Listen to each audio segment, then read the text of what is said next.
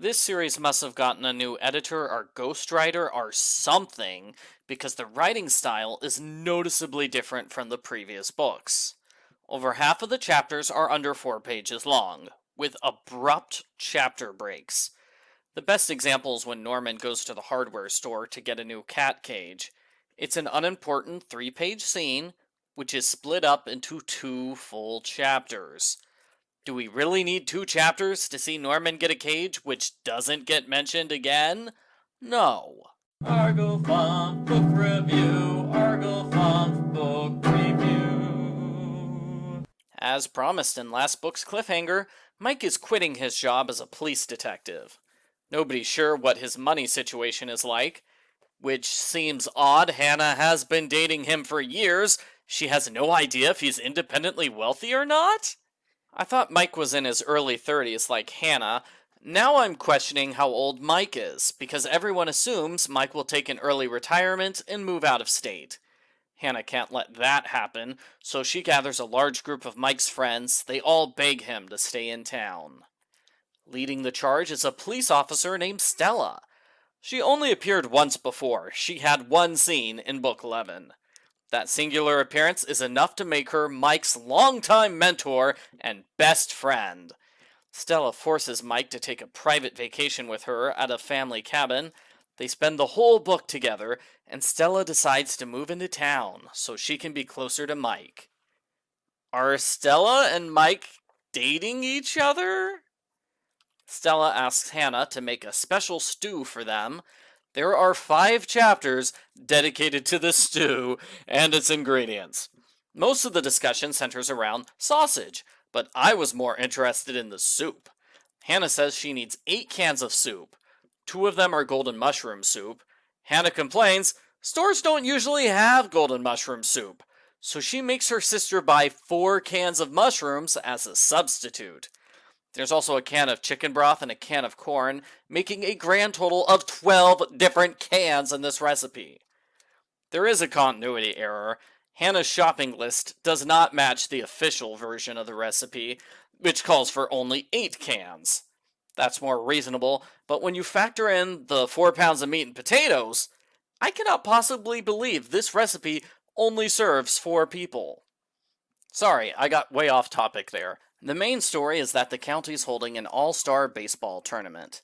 Today's murder victim is sleazy local player Bernie Fulton. Everyone calls him No-No. And yes, it's annoying to read that nickname hundreds of times. No-No causes a scene when he drives through town in a sports car. 3 high school girls are sitting on the back of the car. Everyone is scandalized to see young women acting this way, to the point where Mother calls the police on No-No and he is given a ticket. After a pointless chapter of Minnesota State trivia, we learn Mother has a serious grudge against No-No. 3 years ago, he humiliated her at the county fair. Mother wore her best dress to the dunking booth. No-No dunked her 3 times in a row. Her dress was ruined. It was the worst day ever. I'm sorry, but I think it's all Mother's fault. If she didn't want to get her dress wet, she should not have worn it to a dunk tank. Also, that's not what happened in Book 9. What actually happened is that Mother forced Hannah to be in the dunk tank, and there was a joke ending where Mother dunked No-No, the exact opposite of what this book claims. Continuity! Shortly after Mother swears revenge on No-No, she finds his dead body under the bleachers. Mother is terrified that she'll be the prime suspect, which has never happened before. What are you talking about, Mother? That's happened many times before. Hannah calms her mother down by taking her out for cookies and champagne. The police are so nice, they let Mother keep eating and drinking when they take her statement. I'm pretty sure the police don't let murder suspects have champagne in real life.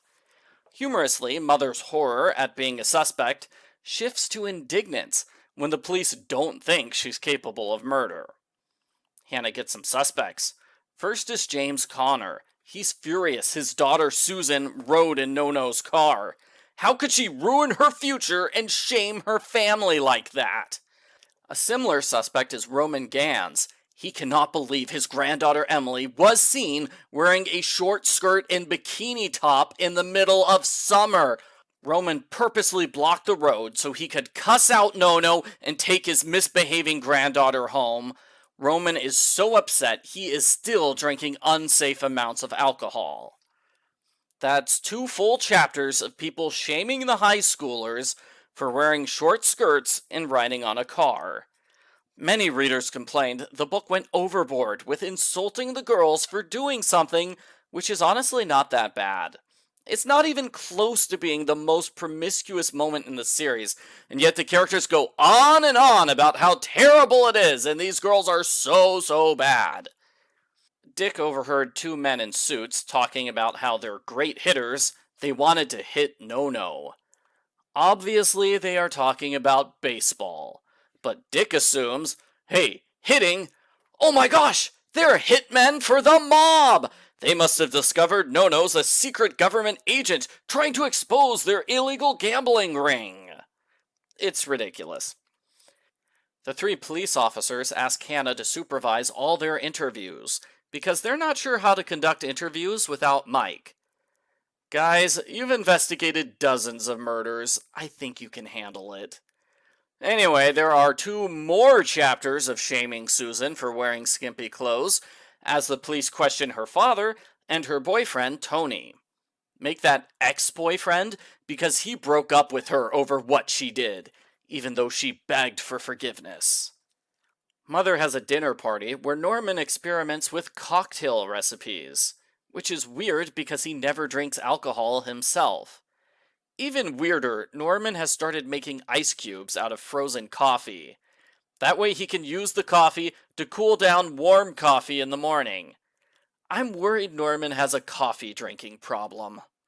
There are 2 more chapters of shaming the high school girls, as Roman's story is repeated, and Emily comes to Hannah to complain her grandparents still refuse to talk to her over what she did. Right after this conversation, the 3rd high school girl calls Hannah to say she saw Emily fleeing the crime scene at the time of the murder.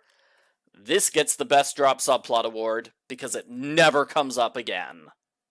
The next day, Hannah warns Tony he'll be a suspect until his alibi is confirmed. Tony is so upset that he confesses to the murder and tries to kill Hannah with a corn-picking machine. Norman somehow turns into a superhero. He jumps onto the moving machine, wrestles Tony for control, steals the keys, and jumps off to safety. In the mandatory cat subplot, Moish starts howling when Mother calls. Mother can't bear to hear her grand kitty sounding upset, so she demands that Hannah bring the cat over right away for food. Mike and Stella return from vacation. Oddly enough, the book forgets to say whether or not Mike is going to quit his job. I was expecting a big party scene where he happily announces he's staying in town. Instead, there's a joke scene where Georgina teases Mike because he can eat a whole quiche by himself. She waggles her fingers at Mike cheekily, while he frowns and swears to get revenge on that woman someday. Am I missing something here? Who is Georgina? And since when does she have a rivalry with Mike? In the cliffhanger ending, Norman's house burns down. A dead body is found in the wreckage. The end. Post-book follow-up. This book was terrible. The majority of it needs to be rewritten or removed entirely. It doesn't need 5 chapters dedicated to a stew, or 6 chapters dedicated to shaming high schoolers.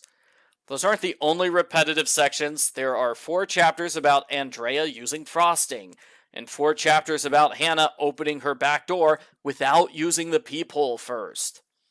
One of the recipes in the last book complained they changed the name of Uncle Ben's rice. This book refuses to use the new name. In fact, Lisa's biggest scene of the book is getting 5 bags of Uncle Ben's rice. Why on earth does Hannah keep that much flavored rice in her cookie store? Rice is not a cookie ingredient. The recipes are fine, although many of them include pre-made ingredients that bakeries stay away from. I was confused when the book attached an egg and bacon pasta salad recipe to chapter 28, a chapter which never mentions eggs, bacon, pasta, or salad. Pasta salad never gets mentioned anywhere in the book, in fact. So why does it have a pasta salad recipe? The investigation's okay. There are plenty of suspects. That was good. Hannah only meets 2 of them. Similarly, she only talks to 1 of the 3 high schoolers. Talking to the leftover suspects was on Hannah's to-do list. She just never got around to it because the mystery is abruptly solved when she checks out an alibi for the first time. It kind of felt like a third of the investigation was cut out of the book. Overall, it was bad and I would not recommend it. It's not a complete train wreck, but it's pretty darn close. I give Hannah Swensen number 29, Pink Lemonade Cake Murder, a 1 out of 10.